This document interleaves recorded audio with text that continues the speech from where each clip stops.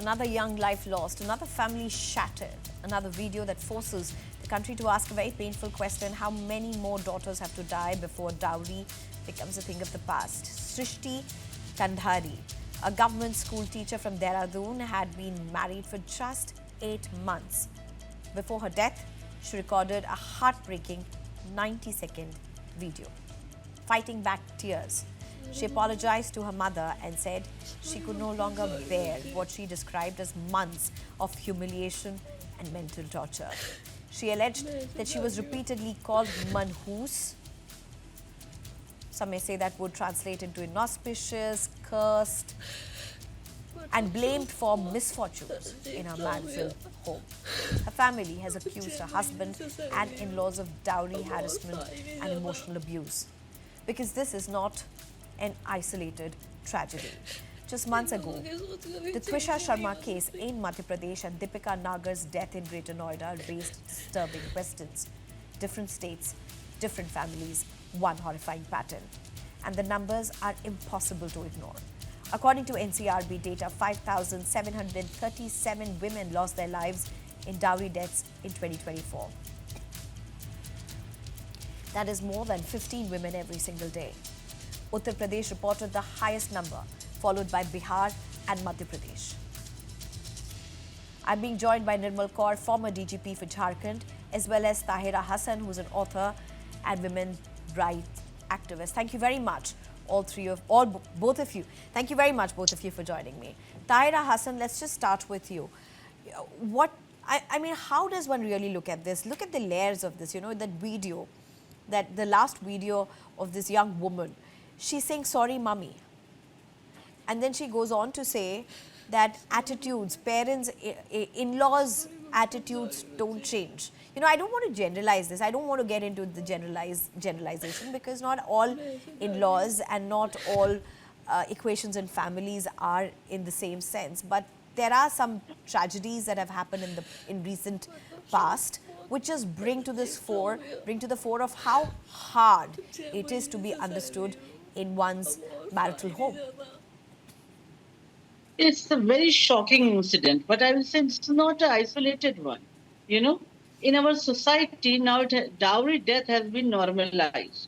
Every day we come across the news that one or other our daughters or sisters some are committed suicide, some are killed, pushed from the upper story or something like that. So why it's happening? Thing is this: why there is no fear of law? Because we have very strong law in our hands, but the enforcement is very, very weak, and the conviction rate is more weak. It's very low. That's why these acts don't act as a deterrent. And the dowry, it is the evil of all kind of evil practices against the women. It makes the woman second-class citizen. And it gives rise to domestic violence, physical torture, mental torture, emotional and financial torture. So what happens when the girl is not able to bear all these things? She goes deep into the depression, and the point comes when she commits suicide. But I want to say one thing to the daughter's parent: please, for God's sake, it's a high time. Stop saying compromise. Beta, everything will be okay, will be fine after some time. No. Encourage your daughter, stand with your daughter and ask her to walk out from this toxic marriage. Instead of giving this much money and taking the loans, on high rate, it's better to make the daughter financially independent. But this was, the teacher was financially independent. No, all the recent cases, ma'am, whether, whatever recent, whether it be Trisha's case, whether it be the Greater Noida case, whether it be this case, all the women were financially independent. Yes, the parents must stop giving the dowry, and because they must not think, in that line, if I will give the money and assets, my daughter will be happy. No, these are greedy people. They will keep demanding. So never give them dowry when they demand. Because what happens, the society is a patriarchal society, Here they say it's a dowry, it's not bad. It's a tradition. What kind of tradition is this? That you are sucking the blood of the bride's parents? You know, what kind of tradition it is? So this is, I think, when we have a strong law, it should be banned. And the main thing is this: it Okay, is in fact, let me banned. get in But Nirmal Kaur at this implementation point. of the law Nirmal is Kaur, there's this conversation about strong law. We have a very strong law. We have a very strong law. And then there are yes, conversations around enforcement rate and conviction rate. How do you look yes, at this? Definitely, I mean, the strong law has been there. Dowry prohibition bill came in 1961. The act was made in 1962. Still, dowry is being freely given, freely demanded, freely accepted, and freely taken by even those in power, those who are supposed to enforce the laws or make the laws. Whether, I mean, everybody in executive, judiciary, and wherever they are taking dowry. Dowry is a, that patriarchy in our society persists so much that a daughter-in-law is supposed to be, some kind of, some kind of a doormat or somebody who, they call her Grah Lakshmi, but I think she's supposed to be the doormat and look after everyone. Not only that, and be a sponge bag for everyone's frustrations. Now the father-in-law has died, but they're blaming her that you are inauspicious. Now this is a very funny thing in today's day, this kind of superstitious behavior and this kind of, maybe this just found her easy because she did not bring enough dowry for them. That is their perception. And I mean, they should have upfront talked what they wanted, and if the parents were not able to give it, fix their son's marriage somewhere else where they could get it. And here's a financially independent woman who's a teacher. Now we say that let's make our girls financially independent. Let's make them economically independent. This girl is, and see what happens. She's being humiliated so much, calling her manhoos, and that heartrending video which has come out of that girl who's just a Dehradun teacher. I mean, it's pathetic. It really it racks your nerves. What is happening? What is happening in the society? These are the kind of things which are happening within the four walls of the house. We say when women go out, they are not safe. They are not secure. How to make our cities safe? How to make our communities safe? How to make our Right, streets safe? And we forget how to make our home safe. The home is not safe for the girl. I right. mean, that is her home to live in, and it is not safe. How to make our home safe? Girls are brought up and boys are being brought up is still in a very, you can do no wrong, you commit murder, and I'm with you kind of an attitude by parents. So Right. boys can do anything and get away with it. No, Tahira Hassan, if I can get you in at this point, a simple principle that I do have is if there is a conversation of dowry, even a passing reference of a dowry before the marriage, it's a deal breaker. It's a deal breaker. One doesn't walk that path because Then anybody no who marriage. talks about dowry, sense cannot be gotten into it, and the risk is too high to enter a marriage, even if it's a love marriage for that matter. I mean, that's my personal opinion. I come with that. Even if you are in a relationship, and if the conversations at the time of a marriage, you have conversations around dowry, I think it's a deal breaker. That's personally my opinion. But Tahira Hassan, I want to ask you something. Every marriage does have a give and take. Every marriage has an adjustment that needs to be made, especially, when you're just got married, say 6 months, 8 months, and it's not just the woman adjusting. I have to say it's also the man who's adjusting has to adjust. That's what happens in a marriage of partners, but equal partners. But Tahira, where does one draw the line? Because you said parents must not think that let them work it out, adjust karo. So where does adjust karo end? Where's that line?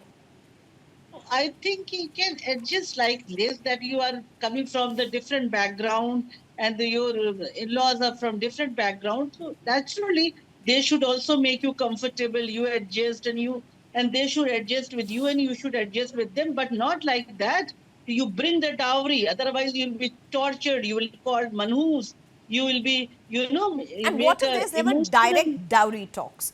And you have public Yes, shaming, you have wherever the naming, direct all dowry of these. talks stop, or if the husband is just intention or matlab it is tense or something or not earning enough, so he just go and just beat the wife and humiliate her. I mean, and say bring the dowry. Where is the route is left for the adjustment? Tell me. There is no adjustment. I mean, she is not a doormat. I mean, you can't treat her like an object. I mean, this is an assault on her dignity, and she should not adjust at any cost on the cost of her dignity. Women has dignity, her own identity. She marries, you adjust, she will adjust, but not like that. You raise your hand on her and you ask dowry. I mean, these greedy people will never stop demanding. So parents should not give their daughters where they ask for the dowry, and they're demanding people, the greedy people. A second thing, I don't believe in adjustment at the cost of dignity. No adjustment on the cost of dignity. If she's teacher, she's earning her livelihood, you can ask some adjustment is there. This is my lifestyle, you adjust, and your lifestyle I will adjust. But it is not like this. You Right. are woman, you have to adjust. You have to change your dress code. You have to change your lifestyle. Everything you have to change because you are woman. You have to change. You have come in my house. You have to act the way we live, the way we eat, the way we do. And this is not a woman. Is not. Don't treat her as a person without a brain. She has a more brain than you, and Okay, she's okay, very Nirmal Kaur, qualified. She agrees. last question to you. When we talk about suicide videos such as this, how relevant, how important are they in establishing a case beyond just the emotive point of it? In a legal scrutiny, in a legal case, how critical is this? Because of late one Definitely. has a lot of such instances. It's no longer suicide notes, it's suicide videos that are being left. Now, under the new codes, the video evidence is also admissible, and these are like dying declarations. If she has said that and after that just killed herself, it is like a dying declaration, which is very much relevant under the Evidence Act, now Sakshya Sanhita, and provides good evidence for the motive, like, that she was being egged on, she was being, they were abetting her suicide, or she was brought to this point where she had to commit suicide. So that is that establishes their guilt, and that establishes how she was treated and what her life had become for her to take this extreme step. So I think legally it's very, very important to And have is this it just video. the words of what is being spoken, or the emotions that are involved and how the video has been expressed? I'm trying to understand this legally. I think both, because the way she's crying, look, it's heartrending, her facial expressions, and she's just broken. I mean, she's inconsolable, and she's taking the extreme step. That means she thinks there's no hope left for her. Not even, I mean, going back to her parents' house or living her on her own doesn't seem to be an option in her dictionary anymore. So there must be something, which has cloyed her so much in that feeling, that closed up feeling, where she Right, thinks that she has to somehow adjust here or die. No third option is available to right, her. right. Nirmal Kaur, Tahira Hassan, thank you very much for this conversation.